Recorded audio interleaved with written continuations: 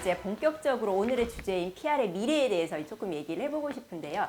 PR의 미래라고 얘기를 하면 저희가 디지털을 빼놓을 수 없을 것 같습니다. 오늘 앞선 세션들과 그 다음에 많은 토론에서 이제 디지털화에 어떻게 PR 에이전시들이 대응을 해야 되는가라는 얘기들이 많이 나왔는데요.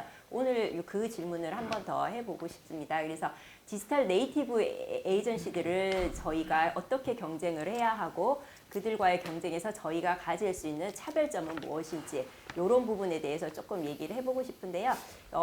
인플루언서 회사 분사까지 시키시고 저희 디지털 PR을 굉장히 잘 하고 계시는 우리 함시원 대표님 의견부터 먼저 좀 들어보겠습니다. 네. 저 20년 전에 PR을 시작할 때는 PR이라는 단어가 되게 클리어했어요. 저에게만큼은. 언론 홍보구나. 근데 가면 갈수록 20년이 지나니까 더 혼란스러워져서 그래서 오늘 PR이라는 단어를 굉장히 많이 쓰고 계시는데요. 저 정의를 하기 되게 힘든 것 같아요. 이거 왜 광고와 구별을 하지?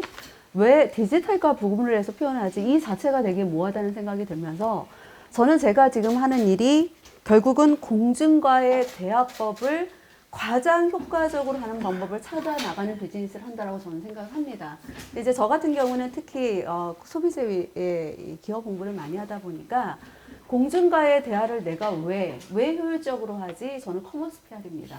물론 이제 뭐 정보 비즈니스 하는 PR 하시는 분도 계시겠지만 저는 이제 커머스 PR이라는 화두로 봤을 때 디지털이라는 플랫폼을 사용하지 않을 수가 없고요. 디지털에서 나오는 데이터가 또 언론 홍보에 어떻게 영향을 주는지 데이터 분석을 할 수 있는 시대가 됐고 실제로 그게 워킹을 어떻게 하는지도 분석을 하면서 사실 이제 커머스 즉 결국 기업이 매출이 올라야 예산을 쓰거든요. 근데 PR 산업이 성장을 하려면 저는 솔직히 버젯이 커져야 된다고 생각해요. PR 회사의 버젯이 어떻게 커질 수 있을까? 그거는 기업의 매출을 올리는 활동이라고 생각을 하고 그런 면에서 디지털 회사와 당연히 뭐 비등을 같이 할 수도 있겠고 그들과 어떻게 우리가 차별되는지 고민을 할 수 있겠는데 저는 언론을 우리가 컨트롤할 수 있고 매니지먼트 할 수 있는 능력이 저는 가장 강력한 우리의 그 노하우라고 생각을 하거든요. 사실 언론 홍보 하나의 기사가 얼마나 효과적으로 커머스 PR의 역할을 할 거라는 고민을 일상 해요. 그리고 테스트를 많이 해요. 근데 실제로 기사 하나가 사이트를 마비시킬 정도로 트래픽을 모은 경우도 있었고요. 제품을 완판시키는 경우도 있었습니다. 그래서 저는 미디어 홍보의 하나하나의 어떤 사례들이 어떻게 컨텐츠를 만들고 어떤 매체를 선택을 해야 이게 커머스 PR의 퍼포먼스까지 역할하는지를 많은 분석을 해가면서 이거는 디지털 에이전시가 할 수 없는 노하우가 없는 영역이 저희 홍보 회사가 있다고 생각을 해요. 그래서 그런 부분을 계속 트라이얼하고 시도하고 또 이것들을 많이 전파하려고 노력을 하고 있습니다. 네. 네.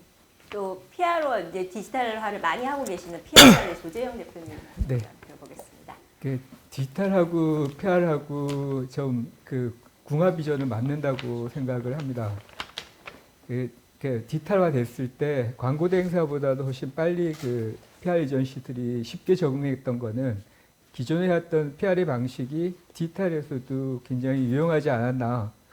예를 들면 저희가 뭐 컨텐츠를 기획하고 컨텐츠를 제작하고 뭐 그런 기능 또 다양한 채널들을 운영해봤던 경험 같은 것들이 좀 광고적인 그런 접근을 좀 도입하게 되면 쉽게 뭐 디지털 캠페인을 진행하고 또 좀 더 파워풀하게 채널을 운영하고 그랬기 때문에 궁합이 잘 맞았다.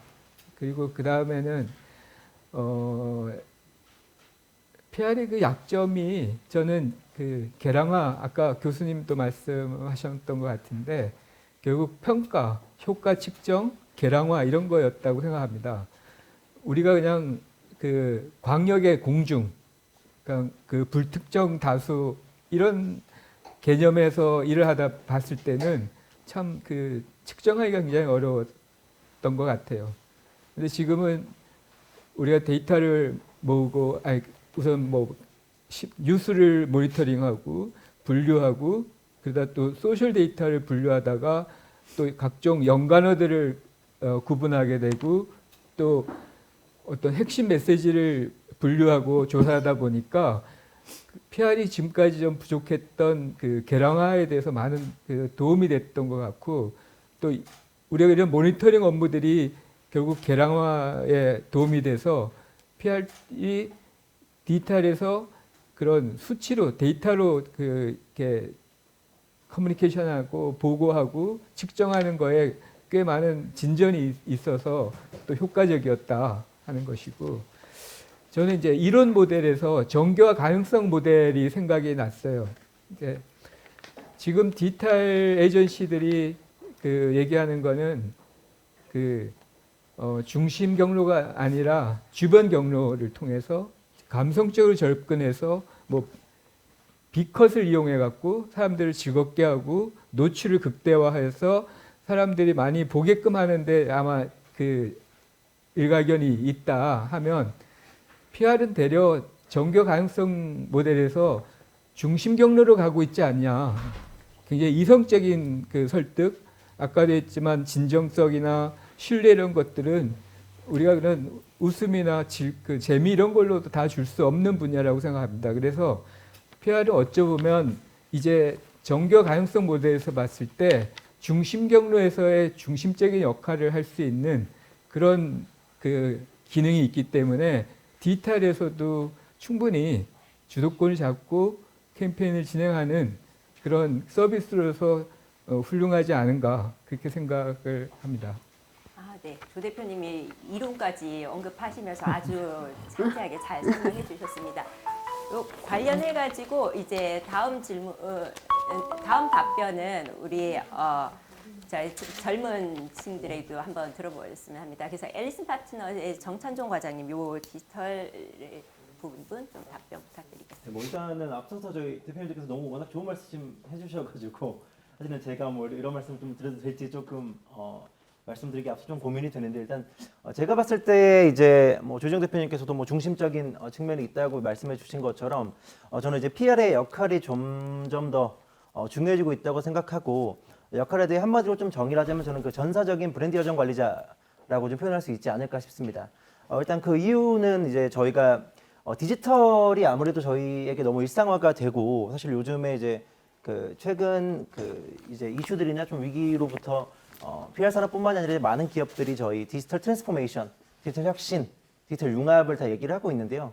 이제 그러면서 또 이제 그게 디지털이라는 게 이제 PR에 녹아들면서 이제 우리가 기존에 일방적으로 정보를 전달했다면, 이제는 저희가 컨텐츠로부터 나오는 고객의 행동에 대한 데이터로부터 그 다음 행동을 유도할 수 있는 행동 요인이 될 수 있다고 생각을 합니다. 이제 그런 점에서 생각을 했을 때, 기존에는 저희가 브랜드의 인지도 측면에서 조금 PR이 역할을 했다라면, 이제는 많은 대중들이 좀 브랜드를 이해하고 브랜드에 관심을 가지고 실제적인 구매 행동을 하는 데까지 있는 그런 전 여정을 아무래도 콘텐츠가 좀 컨트롤하고 통제할 수 있는 역할을 하지 않을까 하는 측면에서 저는 조금 더